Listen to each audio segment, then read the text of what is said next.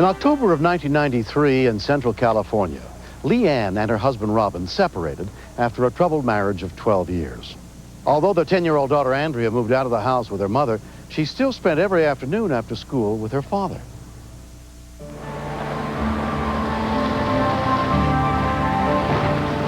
In early October, there was a domestic confrontation culminated in Robin burning Leanne with cigarette butts and leaving some pretty serious burns on her. Robin was booked into the Shasta County Jail on the felony spousal abuse charges, and then he was released on bail. On November 1st, 1993, Leanne went to the house to pick up their daughter, Andrea. Heather Sherman, Ann's good friend, was worried about her. He had convinced her that she was good for nothing, that she didn't deserve to live, to have friends. You're a little late. Leanne's a really good person. I said, you don't deserve to be treated like that. But it's the only thing she'd known. She'd grown up seeing that, and she seemed to accept it. So, Robin, please. Robin's behavior was becoming worse as well. Leanne, come in the bedroom. I need to talk to you. It's very important. She was having real difficulties. And I was concerned for her safety and her well-being, as well as Andrea. Very well, thank you. Andrea, get out of the house!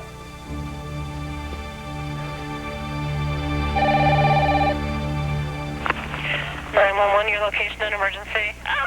My mom! My dad!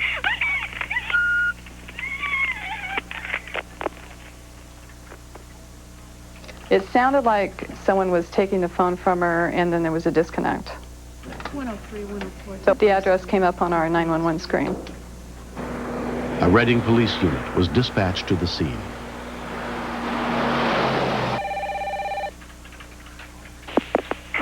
Emergency? My dad, my mom, Okay, wait. Take a deep breath for me, okay? Take a deep breath. What's going on? My mom and dad were fighting, arguing, and my dad got a knife and started. And stabbed your mother? Yeah. Okay, hold on. Is your address 05 just... My mom. Okay? Yeah, and now they just... Dispatcher Nancy Martin handled Andrea's second call for help. My concern was making sure that the little girl was safe. I didn't want whoever was doing it to come see her on the phone and then attack her.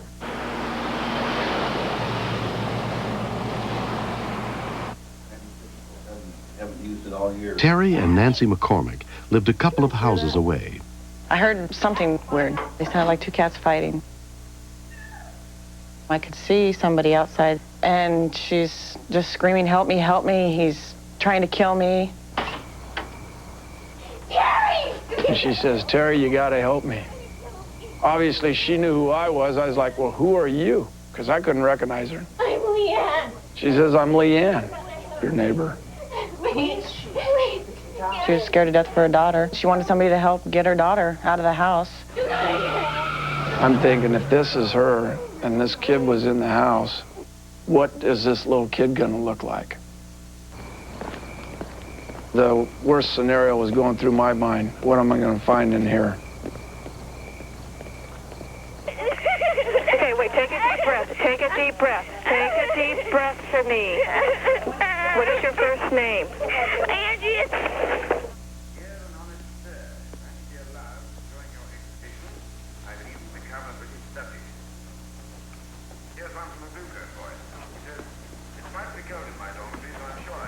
Andrea? She was frightened at first, seeing the shadows coming up, not knowing who they were. Hello? Hi, this is Nancy with 911. What's going on? I don't know what's going on. Her mother just ran over to my house. Okay. And her mother's got a pretty well bashed up face. Okay, what's his name? Robin Smith. Robin Smith? Yeah, he works for the Animal Control. Yeah, Animal Control. Yeah. Both the mother and the father are Haven Humane officers that work closely with our department. We knew they had been having some family problems. Hi, we're from the fire department. Can you tell me what's wrong? Reading Fire Captain Edward Andrews and his partner arrived within 6 minutes of the call. I found the patient with several stab wounds that were visible. There was a fairly large pool of blood in and around her. She looked in grave danger and just basically ready to die. Police officer Charlie Travelstead was also at the scene. What we got is the stabbing occurred over I knew Leanne through my involvement in the police department here. It was very upsetting and shocking to see someone that I knew having been stabbed so severely and possibly dying. Sergeant Dan Kupski also knew the family. Guys on the department used to play baseball and basketball with Robin because he worked for the city. Sometimes you just don't know someone, you know, what's in their closet and what's hiding. It's pretty unbelievable. My main concern was basically rapid transportation to the hospital because that was the only thing that was going to save her life. I sort of took care of Andrea. I think she's still somewhat shocked, just sort of trembling, but she was holding up really well. I was crying, but I was okay. I was really worried about her, and I was wondering if she was going to be okay, if she was going to live. Leanne was taken to Mercy Medical Center, where she was examined by emergency physician Robert DeVoyson. Hi, Leanne. I'm Dr. DeVoyson. She was stabbed approximately 10 times. We were told there was a 3-inch knife found at the scene, and 3 inches goes a long way, and in her case, it did. She potentially could have bled out in the scene before she even made it to our hospital.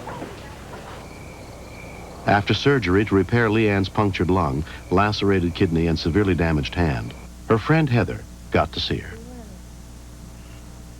And I just try to support her and say you did the right thing. It was scary to see someone that you really care about laying there and knowing that he would do that to her. Heather started singing a little song in my ear that I had sang to her a few weeks before to give her strength through some tough times she'd been going through. And the tears just started rolling out of my eyes because she was trying to let me know that things were going to be all right, that things were finally over. I had a long way to go, but I was going to be okay.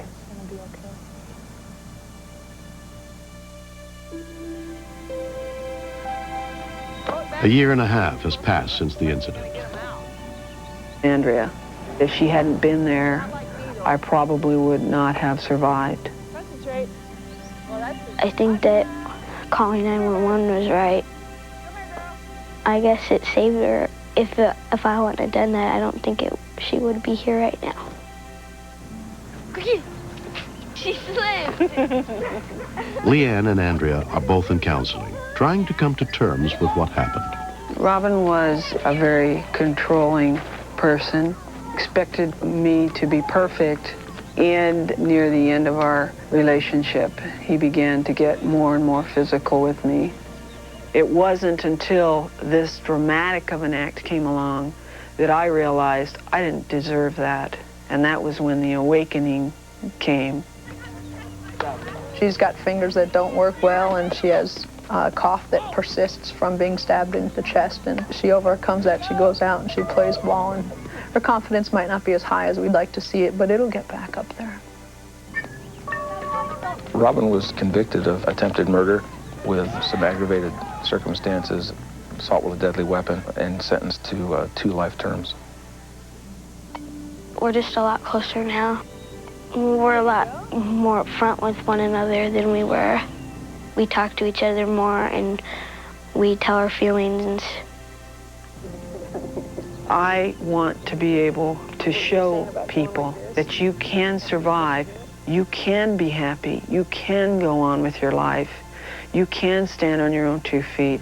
All right, let's go, kids. If I can do it, anybody can. Okay. Don't run. Domestic violence hotlines and mental health crisis centers are available in most communities. Don't hesitate to call if you need help. Next. Whenever you hear the word runaway on a wagon train, it's a bad situation right then and there. If the wagon flipped over, somebody could get hurt or even killed.